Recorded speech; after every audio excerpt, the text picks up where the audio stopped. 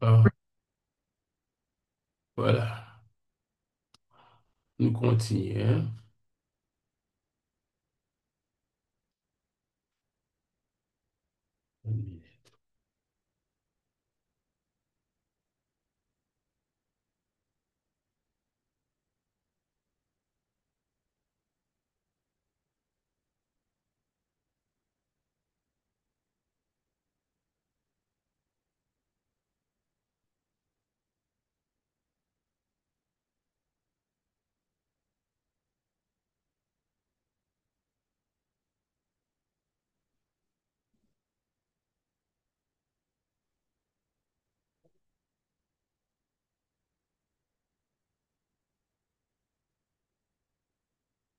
Voilà.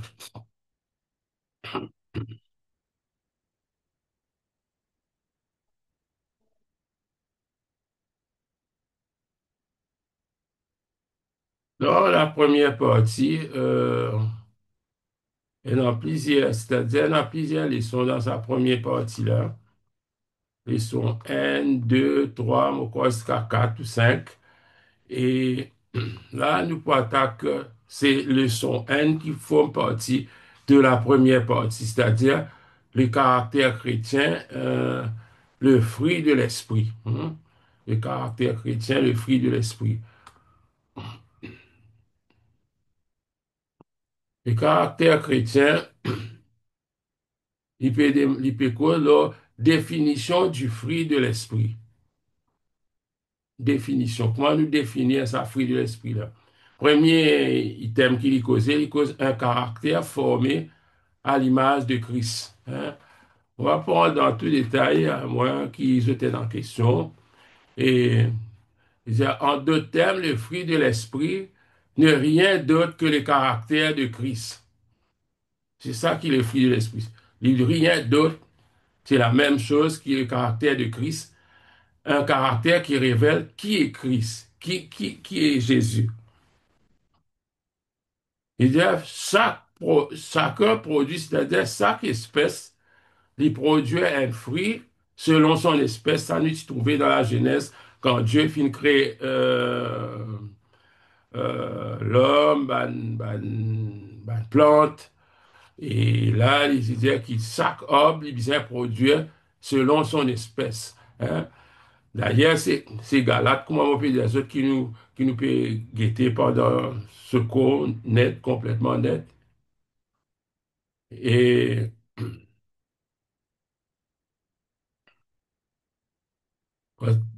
quand il dit, mais le fruit de l'esprit est amour, joie, paix, patience, bonté, bienveillance, fidélité, douceur, maîtrise de soi, hein. Et dans des versions, il dit un peu un mot différent, mais c'est c'est la même chose. C'est la même chose, hein. Là, deuxièmement, il pourrait être une nouvelle nature, hein, une nouvelle nature. Il cause ça, Galates 5, 16, hein. Il dit Galates 5, 16 à 26, il décrit sa conflit spirituel qui est né entre la nature pécheresse et la nature divine. Il dit sa conflit-là est la suivante. C'est ça qu'il dit là-dedans. Il dit quand la chair a des désirs contraires à l'esprit et l'esprit a des désirs contraires à la chair. Ils sont opposés l'un à l'autre afin que vous ne fassiez pas ce que vous voudriez, hein? Il dit le mot contraire veut dire opposé par nature. Veut dire une nature pécheresse qui appelle la chair. Il y en a un désir contraire au désir que l'esprit voulait implanter dans nous, hein? Il y en a un désir. Il dit qu'il y a un seul moyen pour remporter la victoire dans sa conflit spirituelle-là, nous besoin par l'esprit.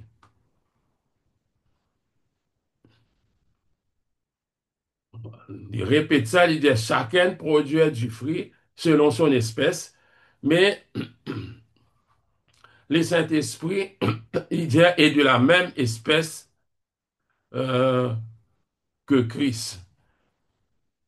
Vous va connaître si la dame qui dit comme ça, Moko, là, dans, c'est pas ça, oui, exactement. Quand Jésus allait, il disait, non, moi, déjà dit, mais quand Jésus allait, il disait qu'il faut prendre vous autres un lot consolateur. le Saint-Esprit. Quand Jésus peut comme ça, il dit, dans le grec, il y a plusieurs mots. En fait, chaque langue, on va dire pour décrire autre, il y a plusieurs mots qui sont capables d'écrire autre. Hein. Et ici, quand il servit ce mot-là, il dit un hôte de la même espèce. Veut dire, of the same kind. Another of the same kind. Veut dire, un lot de même espèce. Il peut envoyer un lot qui paraît, qui est semblable. C'est pas n'existe un lot. Parce que ici, c'est un mot allos, tandis que dans les autres places, il servi hétéros. Ça, je connais, il rentre dans le langage un peu, dans le langage français ou anglais. Veut dire hétéro, veut dire hétéros, veut dire ça, hétéros veut dire un lot qui est différent. Par contre, allos, lui, il dit un lot qui pareil. Voilà. Ça même qui peut dire le Saint-Esprit, il est pareil avec Jésus, c'est lui qui produit la nature de Christ dans nous.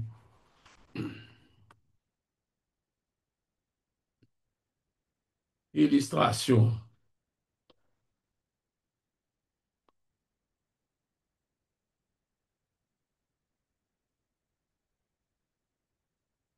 du fruit de l'Esprit.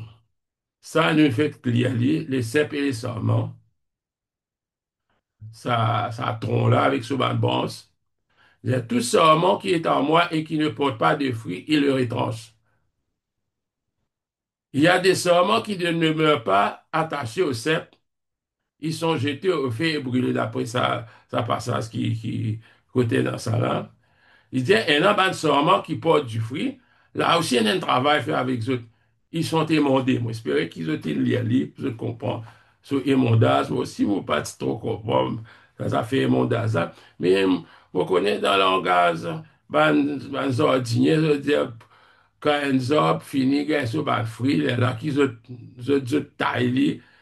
Si pas taillé, il pas produire sa quantité de fruits qui lui disait l'autre côté là. Mais d'après ce qu'il m'a pu comprendre, peut expliquer dans ce livre, il peut dire que quand une branche peut venir, disons, avec ce bas de fruit, et non, ben, les autres petits offshoots, comment dire, ben, les autres petits branches, coupe ça pour, comment dire, sur l'énergie, pas dans sa feuille là, mais qui viennent dans sa fruit là. Ça, on peut comprendre, ils sont émondés. Et dans une condition pour nous capables de porter fruit, pour nous fructifier, il dit, si nous considérons l'enseignement donné dans Jean 15, qui nous trouvait, nous pouvons constater qu'il existe au moins trois conditions pour nous capables de récolter une récolte abondante de fruits spirituels. Premièrement, les mondages qui finissent dire bien émondé, bien coupé, et l'idée que les mondages, il fait par les pères. Deuxièmement, pour produire beaucoup de fruits, ça moment-là, les besoins demeurent, ça cèpe là, demeurer en Christ. Et troisièmement, le besoin Christ demeure en nous. Il n'est pas si compliqué que ça, mais il y a assez long à passer pour autres lire, autres guides, ban versets, etc. Il y a assez long. Hein? Hein, il donne ban remarque, ban l'exemple.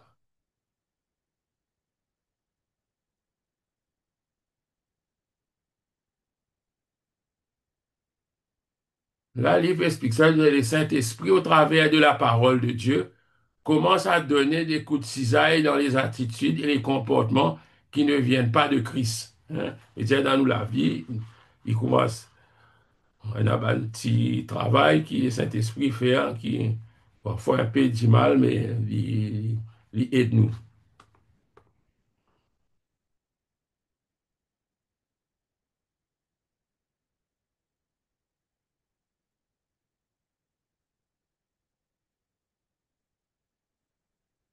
Le mondage demeurant en Christ, Christ demeurant en nous.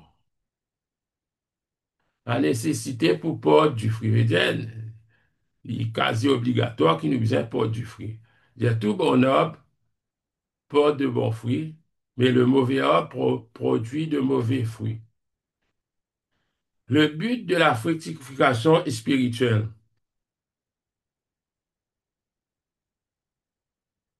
Le but de la fructification est spirituel. Il explique rien, il explique là-dedans. Premièrement, l'idée que la fructification, porter du fruit, est une expression de la vie de Christ. Porter du fruit est une preuve de la vie de disciple. Hum. Il est normal qu'il y ait un disciple. Il dit la fructification est une bénédiction pour les autres. La fructification rend gloire à Dieu. Eh, si mon écoute ça, comme ça, ok, pour un peu, moi, on peut dire, il manque l'explication, mais dans d'autres livres, il explique autres, hein, il explique autres clairement qui peut dire là-dedans. Les bienfaits de l'esprit, une moisson abondante. Faites l'idéal, hein.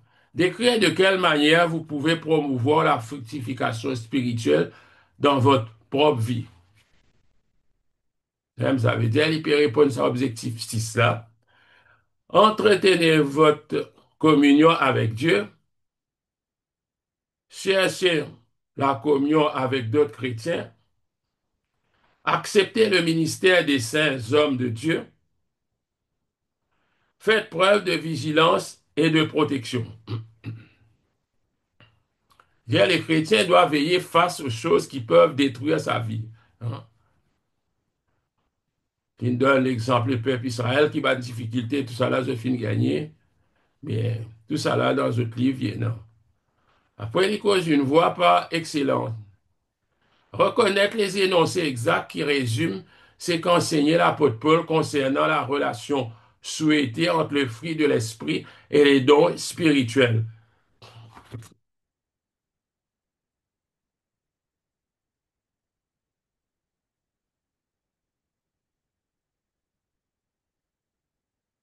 Il donne une bonne description là. Il dit à la lumière qui nous trouvait, c'est-à-dire à la lumière blanche. Il dit la lumière provient de la fusion de cette couleur. Ça, nous connaissons ça qui, à cause de ça, même nous, tout l'arc-en-ciel, quand ce couleur est cassé en différents composants. Mais il dit, il n'y a qu'une seule lumière. Une seule la lumière, non. Il dit, de la même manière, le fruit de l'esprit est constitué de plusieurs qualités de caractère. Il dit, mais pourtant, il n'y a qu'un seul fruit. Contrairement aux dons de l'esprit, hein, ben, dons spirituels, prophétie, etc., la foi, il y en a un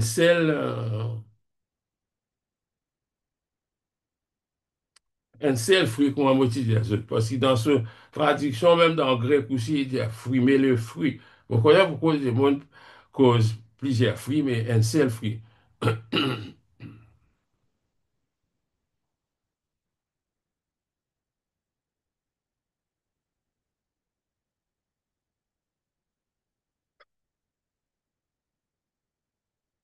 Je te donne un exemple, mon pensée, je te dis, c'est ce que l'église Corinthe, je connais comment ça l'église là était. Hein, qu'il l'apôtre Pauline écrit, il dit, répond aux autres, puis j'ai 6 heures. Il dit, allez, euh, le fruit de l'esprit est tellement important dans nos vies. Les chrétiens qui vivaient à Corinthe à l'époque où fut écrit le Nouveau Testament manifestaient les 9 dons de l'esprit. Hein. D'ailleurs, il dit, l'apôtre Paul dit que tout ça, don-là existait. Il dit, il parlait en langue, prophétisait et accomplissait des miracles. Il dit, cependant, ils ne possédaient pas le fruit issu de ce même esprit. Ils rivalisaient entre eux au sein de leur assemblée locale.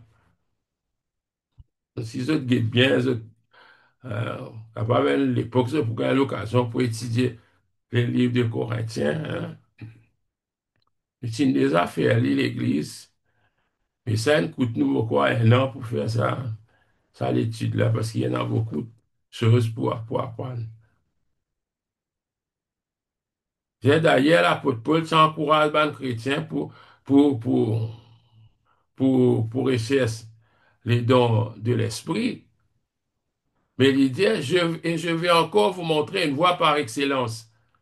La voie par excellence, c'est l'amour. C'est ça qu'il veut dire. C'est ça la voie par excellence. La voie par excellence, c'est l'amour. L'amour de Dieu tel qu'il est exprimé et décrit dans 1 Corinthiens 13 qui nous peut trouver après. 1 Corinthiens 13. Quand autres lisent ça dans tout le mariage, parfois nous pas trop comprendre ce que ça veut dire, mais bon.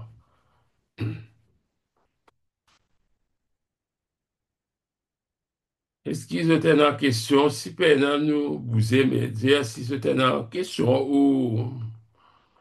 comment on peut dire, quelque chose pour ajouter, pour partager.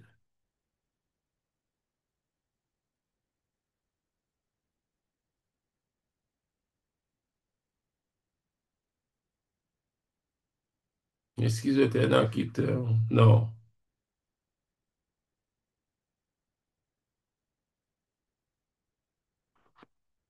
Sinon, OK, moi, plus, plus devant.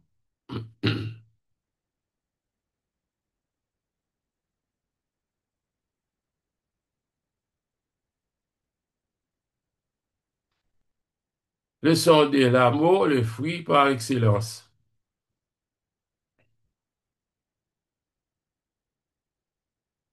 Le fruit par excellence.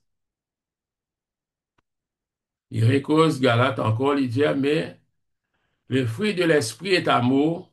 Galate 5, 22. L'auteur inspiré de cette épître commence sa description du fruit de l'esprit par l'amour. Et quand il dit, mais le fruit de l'esprit est amour. C'est le premier mot qu'il dit ici. Celui-ci devait nécessairement venir en premier lieu, car sans l'amour, aucun autre fruit n'est possible. Oui, c'est vrai, hein? Sans l'amour, aucun autre fruit pas possible.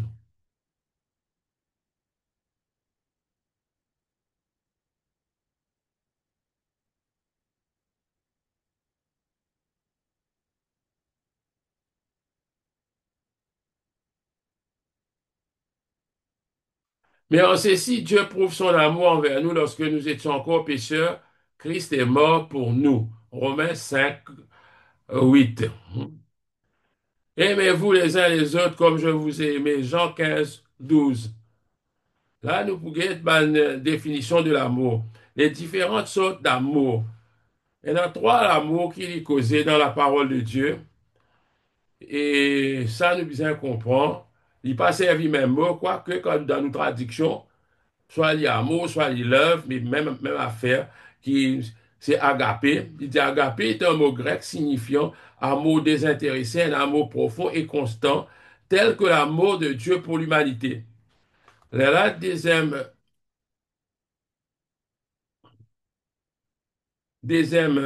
l'amour, c'est l'amour filia. Hein, ce verbe, c'est philéo. Pareil comme agapé, c'est agapao. Et filia, c'est l'amour fraternel. Troisièmement, c'est l'amour Eros qui nous connaît, un monsieur, une madame content, un petit fille, un garçon content, l'amour physique, l'amour, ça, Eros, hein, veut dire en grec, il y a trois mots pour décrire l'amour. Mais cet amour qui nous trouvait ici, qui peut être décrit là-dedans, c'est l'amour,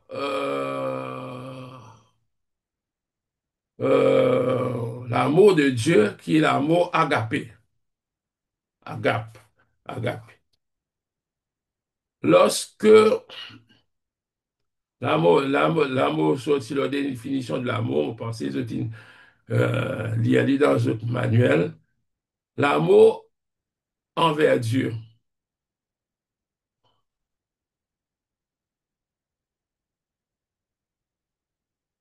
la dimension verticale.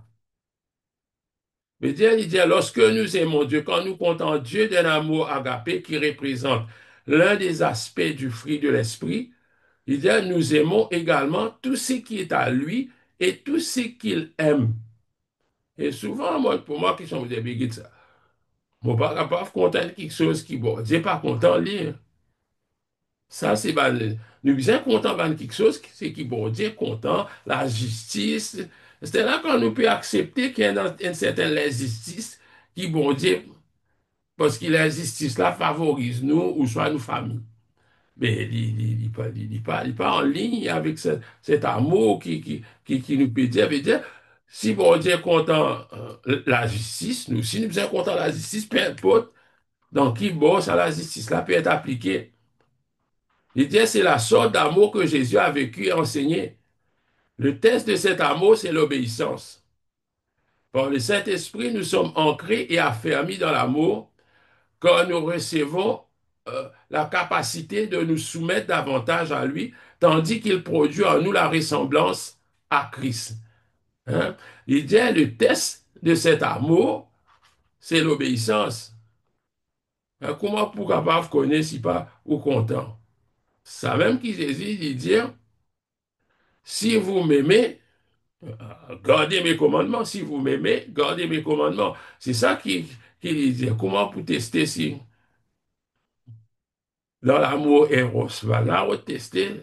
Vous besoin cadeau, vous besoin flair, vous besoin un tas d'affaires. Mais ça, c'est l'amour de Dieu, ça. Hein? Les tests de l'amour, c'est l'obéissance à la parole de Dieu.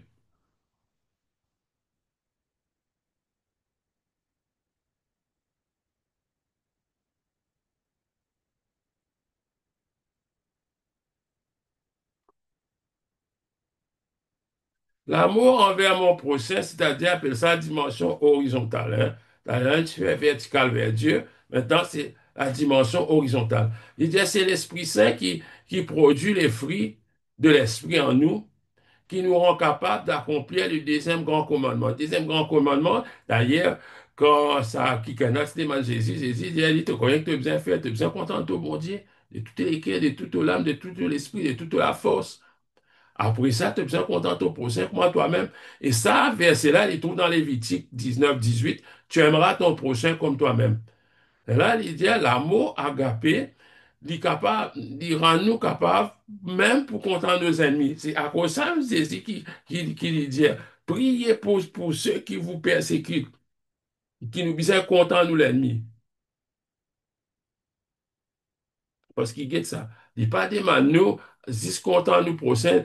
D'ailleurs, Jésus me dit, mais qui je peux faire de mieux si je peux content, si du monde qui est content eux. Maintenant, l'amour envers moi-même, la dimension intérieure. Mais ça nous a fait, pour moi, c'est mon résumé, parce que si nous guettons ça verset qui dit, tu aimeras ton prochain comme toi-même, veut dire, premièrement, mon pensée, tu as besoin de content toi. Tu n'es pas capable de contenter ton prochain plus que toi, sans être égoïste dans ce sens-là, pour dire qu'il m'a parlé de mon prochain plus qu'il m'a même non, mais c'est moi, un ne pas capable pas content lié, content les autres, ça, il pas, il pas correct.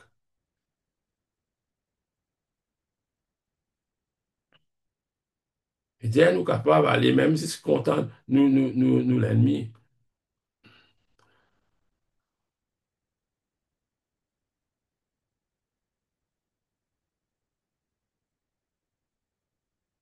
Maintenant, nous pourquoi la description de l'amour. L'amour et les dons spirituels.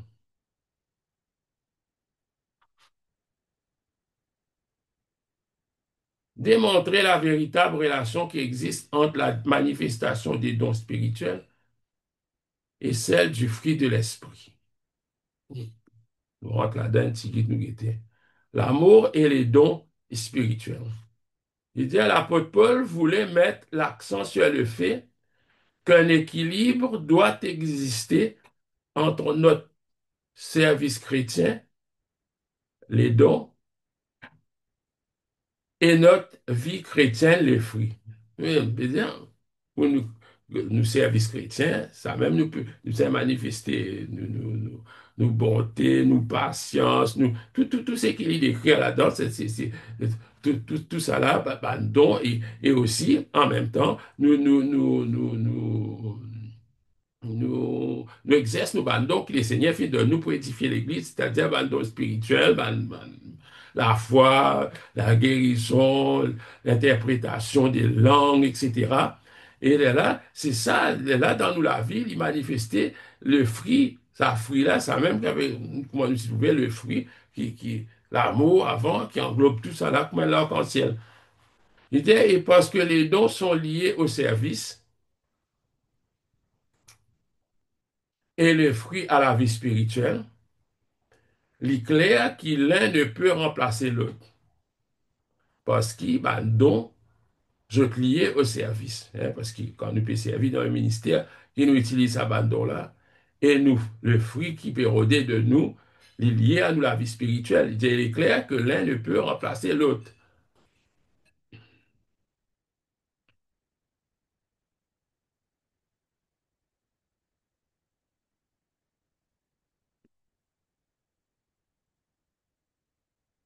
Maintenant, nous trouvons la nature de l'amour agapé.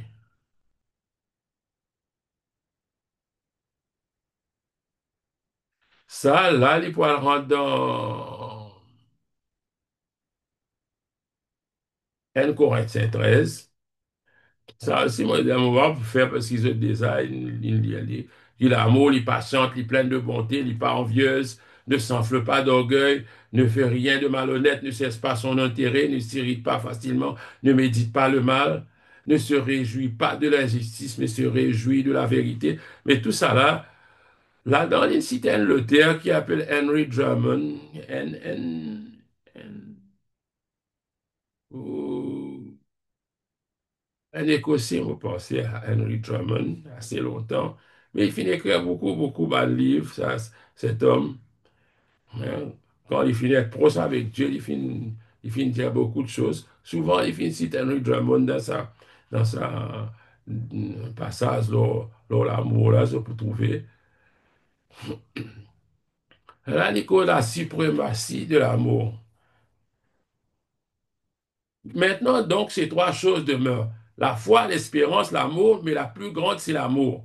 Hein? 1 Corinthiens 13, quand il finit d'écrire tout ça, cette histoire-là, il dit, mais maintenant, donc, ces trois choses demeurent. La foi, l'espérance, l'amour, mais la plus grande, c'est l'amour.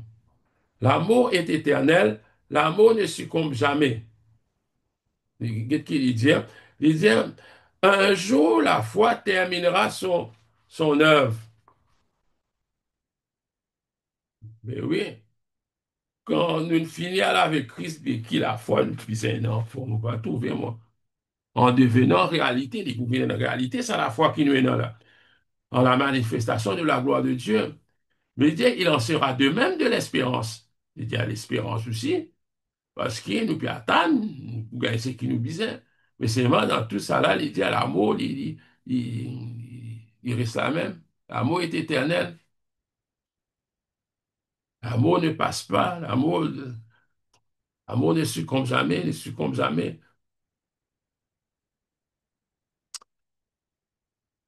Moi, toujours, moi, une autre baleine, des trois petits points qui est essentiel. Il dit à la fois produit la conversion, l'amour se traduit en service et l'espérance attend le retour de Jésus.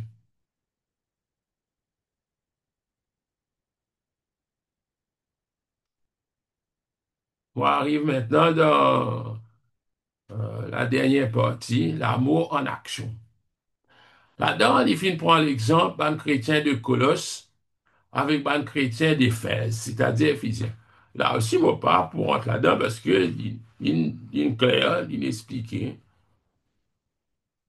Marchez d'une manière digne du Seigneur pour lui plaire à tout point de vue. Portez des fruits en toutes sortes d'œuvres bonnes. Colossiens 1er 10. Et là, il dit, c'est cela l'amour en action. Ça qu'appelle l'amour en action. Il finit Paul, des bons chrétiens de Colosse, hein, d'ailleurs, il dit, les Colossiens avaient le fruit de l'esprit qui est vrai en eux. Ils n'ont pas dit comment correct, qui n'est qu'un agis, ban don. Les autres tiennent à ban fruit. Il dit, Paul entendit parler de leur amour lorsqu'il était en prison par l'intermédiaire d'Épaphras, un serviteur de Dieu à Colosse. Paul fait mention de leur amour à deux reprises. Hein, ça. Il dit, l'amour, il dit, Paul, il trouve un fruit de l'esprit qu'il manifestait dans l'église à Colosse. Maintenant, il cause l'église d'Éphèse, qui est l'autre église, une autre congrégation dans le Nouveau Testament, qui finit recevoir dans l'enseignement de l'apôtre Paul.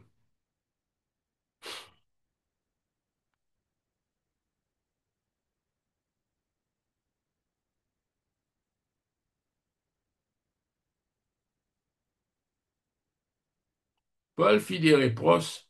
Il dit partout, dans chacune de ses lettres, Paul fit des reproches. Dans tout ce lettre qu'il envoie à l'église, Paul souvent il fait des reproches. Mais il dit aux Éphésiens, il n'a pas fait aucun reproche. Il déclenche un défi et un avertissement. Là, il y a une cause l'Apocalypse aussi qui Paul dit, mais ce que j'ai contre toi, Éphèse, c'est que tu as abandonné ton premier amour. Souviens-toi donc d'où tu es tombé. Répands-toi et pratique tes premières œuvres. Répands-toi et pratique tes premières œuvres. Voilà.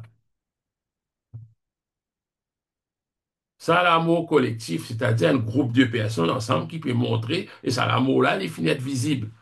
Maintenant, l'amour individuel, là aussi, on va pas pouvoir le décrire, tout ça là, qui finit expliquer, qui Marie de Béthanie, qui t'arrive là, comment il finit honore Jésus, avec tout ce qu'il y tient, non? Hein? Et puis, il parle de l'apôtre Jean, les disciples que Jésus aimait, ça individuellement, il peut causer. Et si je connais qui Jean, il aime qui te demande Jésus de faire du fait des sangs. Peut-être dans cette époque-là, ça va le fruit là, c'est qui me comprend, pas encore manifesté pleinement dans la vie des gens.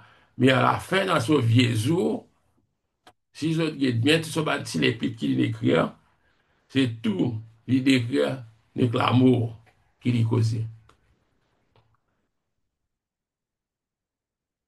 Et finalement, l'école de l'apôtre Pierre, pas finalement, mais presque à la fin, l'école de l'apôtre Pierre, quand il y a une conversation avec Jésus, ça y a une conversation extrêmement importante. Là aussi, lisez leurs mots. Et ces mots-là, c'est différents mots d'une servie. Agapao avec philéo. Dans sa, Simon, fils de Jonas, même-tu, là, il peut dire, quand même-tu, il peut servir agapao, puisque le fond, ceci d'une.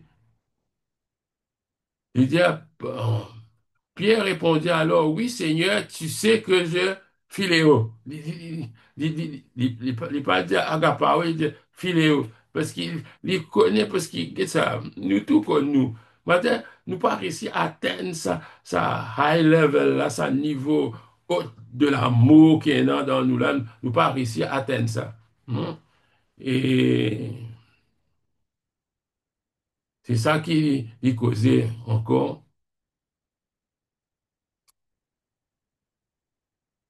Il peut résumer ça, il dit en fait, qui Jésus peut dire, Jésus disait à Pierre, l'amour vient en premier, le service seulement ensuite. Ah, capable à cause ça, même petit petit de soin, il peut dire, quand on commence un ministère, c'est pas à cause de content les hommes avant. Premières affaires, tu as besoin content Dieu. Après ça, moi, penser le service pour venir après, le ministère pour venir. Et dernièrement, les causes d'amour de Jésus qui, ça, nous pas capable de discuter là. D'ailleurs, c'est un l'amour qui Dieu peut ouler, qui est dans nous. Hum?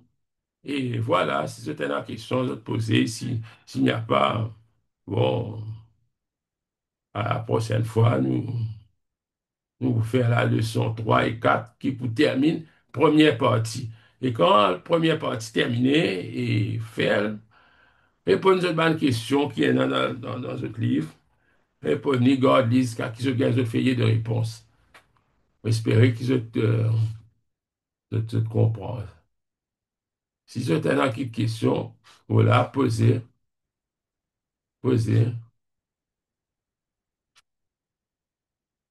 Si vous avez une question,